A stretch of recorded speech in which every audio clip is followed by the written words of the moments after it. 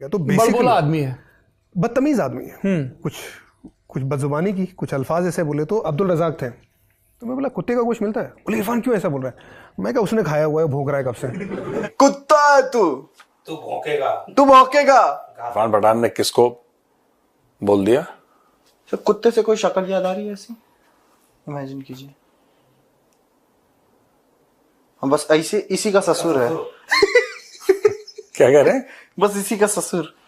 इसी का ससुर। हाँ, वही असली असुर। इसी तरह हमारे रिलेशनशिप पास्ट में अगर देखा जाए तो हालात उस वक्त भी खराब थे, लेकिन आई थिंक ये काफी डिसअपॉइंटमेंट हुई है। इरफान पठान ने ये बताया कि 2006 का जो टूर था जो इंडिया ने ओन किया, तो वहां पे फ्लाइट के अंदर आके आफरीदी ने उनके बालों पे हाथ रखा और बोला कि क्यों बच्चे, क्या हाल है, ठीक है। तो इरफान पठान ने बोला कि भाई तू कब से बाप हो गया, और उसके बाद गाली गलौच हुई, वो जाके बैठ गए। फिर इरफान पठान ने जब पूछा अब्दुल रज़ाक से कि भाई यहाँ पे कौन सा मीट मिलता है, तो रज़ाक ने बताया चिकन मिलता है, मटन मिलता है और गोश्त मिलता है। तो इरफान ने बोला कि कुत्ते का मीट भी मिलता है क्या? तो उन्होंने बोला यार क्या बात कर रहे हैं? कहते नहीं, वो आफरीदी लग रहा है कुत्ते का मीट खा के इसीलिए भौंक रहा है।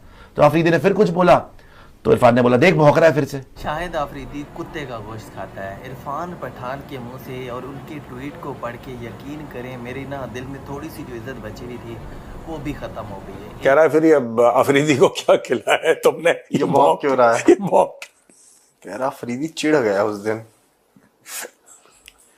सुअर का खाया होगा सर। अफरीदी ने ना सुअर का कोरमा, सुअर निहारी, सुअर के पराठे। कहा जा सकता कि इरफान पठान जो बातें बता रहे हैं, ये नहीं कहा जा सकता कि शाहिद आफरीदी पहले बहुत सुधरे हुए थे और अब भाई साहब उनके बोल बिगड़ गए। उनकी मेंटेलिटी पहले से ही ऐसी थी और इरफान पठान ने बिल्कुल सही लताड़ लगाई है। शाहिद कुत्ता है तू, ये डायलॉग सुना आपने?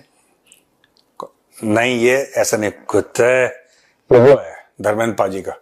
ने कौन सा? फ्रीडम फाइटर से पूछ लो। डैनी का है ना? कुत्ता है तू भौंकेगा। तू भौंकेगा। घातक में उसको मारता है ना। अरे सनी पाजी की फिल्म। हाँ, डैनी साहब का। तू कहे तो मैं भौंकू। नहीं, वो तो वो अलग था। इसी में है, पर वो लास्ट में उसको मारता है तो कहता है कुत्ता है तू, अब तू भौंकेगा। अब भौंकेगा तू। ऐसा ही कुछ इरफान पठान के अंदर एक दिन आत्मा आ गई थी, उन्होंने एक इंटरव्यू में बताया। और इरफान पठान ने किसको बोल दिया? सर कुत्ते से कोई शक्ल याद आ रही है ऐसी? इमेजिन कीजिए। हम बस ऐसे इसी का ससुर है। क्या कह रहे हैं? बस इसी का ससुर। इसी का ससुर। हाँ, वही असली असुर। क्या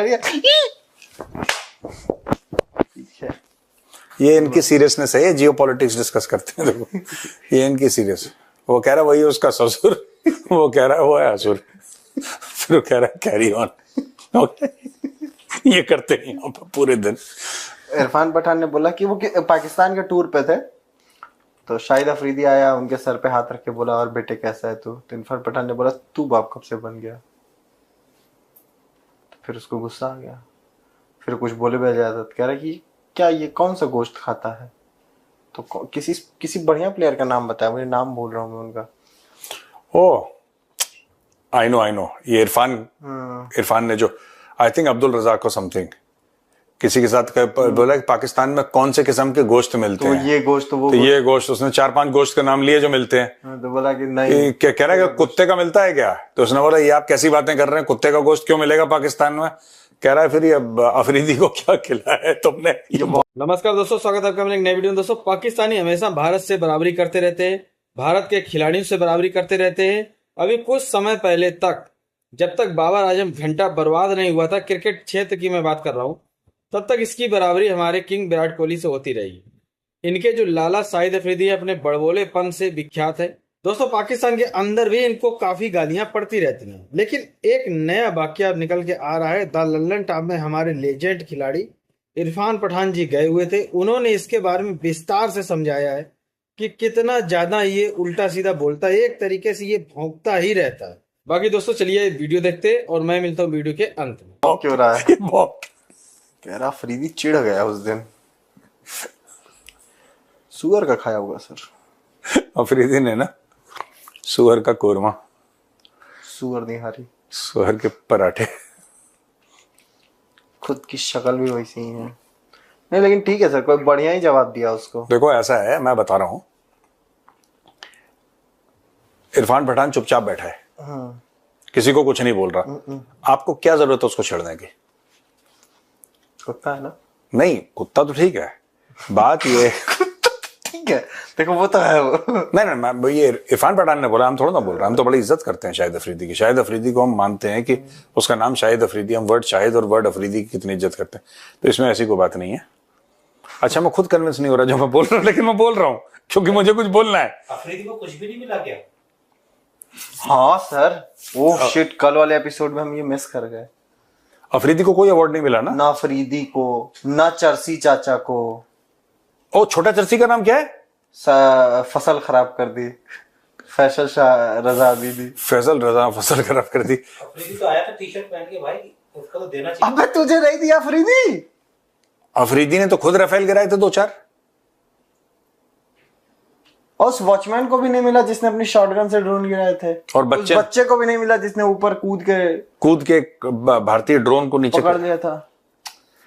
यार मुन्नू, तू पता पहले अफरीदी को, इसने सारे अवार्ड खुद खा लिए आसिम मुनीर ने। अफरीदी को कुछ नहीं दिया। अफरीदी ने रैली वैली निकाली थी, अफरीदी ने बोला था कि हमने भारत को हरा दिया है, इसके लिए अवार्ड तो मिलना चाहिए था। अफरीदी को कुछ नहीं मिला ना। I am very sad for Afridi. ऊपर से भारत ने मैच भी नहीं खेला उसके खिलाफ, लेजेंड्स टीम ने। अबे तेरी बेइज्जती कर रही है पाकिस्तान, तुझे सील पैक करके निकाली है। वो सही सर बोलते हैं क्या? कहाँ से सर? कंबल निकाल के। आपने देखा होगा ना घरों में क्या करते हैं कि माँ लोग नहीं करते हैं, वो रजाई के बीच में वो नेप्थिलीन की बॉल डाल के उसको फोल्ड करके डाल देते हैं, और फिर जब सर्दी होती है तो उसी रजाई को निकालते हैं, नेप्थिलीन की बॉल लग करके उसको झाड़ वाड़ के धूप देते हैं। 1-2 दिन 3 दिन धूप लगी रहती है उसको, फिर उसके बाद उड़ते हैं रजाई। देखियो कि नहीं देखियो? वही तो है, ये वही रजाई है तह वाली अफरीदी, जिसको डाल देते हैं अलमारी के अंदर, फिर धूप दे के निकालते हैं इसको सर्दियों में। मैं यही से, अफरीदी की पाकिस्तान में कोई औकात नहीं है। इसको अवार्ड नहीं मिला। देखो इवन बिल्लो को मिल गया अवार्ड। वही तो मोहसिन नकवी को मिल गया। मोहसिन नकवी को मिल गया। देखो ये देखो, मैं चाह रहा हूँ कि ये पाकिस्तानी फौज का भक्त बना फिर रहा था, उसकी इतनी बड़ी बेइज्जती। हाँ, इसको कुछ मिला नहीं। कोई औकात नहीं है अफरीदी, तुझे पता है? पाकिस्तानी तुझे किसी लायक नहीं समझते, तो बेफालतू में बेगानी शादी में अफरीदिया दीवाना बन के नाच। दोस्तों देखा आपने वीडियो, कैसे पाकिस्तानी जो मीडिया है बौखलाई हुई है। पाकिस्तान के जो ये शाहिद अफरीदी पाकिस्तान में लाला के नाम से विख्यात है, वो अपने क्रिकेट के जो करियर में तो कुछ उखाड़ नहीं पाए, पाकिस्तान को कोई भी अचीवमेंट दिला नहीं पाए। अब अगर मौजूदा समय की बात करें, जो इमरान खान की सीट खाली हुई थी पॉलिटिशियन के रूप में, उसके ऊपर बैठने की कोशिश कर रहे हैं।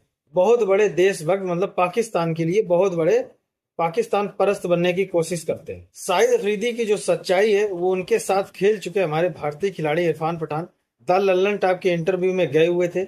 काफी चीजें विस्तार से बताई हैं जो आपने इस वीडियो के शुरुआत में देखी भी हैं, कि इरफान पठान जी ने इसके बारे में अंदर तक की बातें सारी बताई जो मैदान के अंदर घटित होता था, कि कितना बदतमीज आदमी है ये शाहिद अफरीदी, और इसके बिहेवियर से लगता भी है।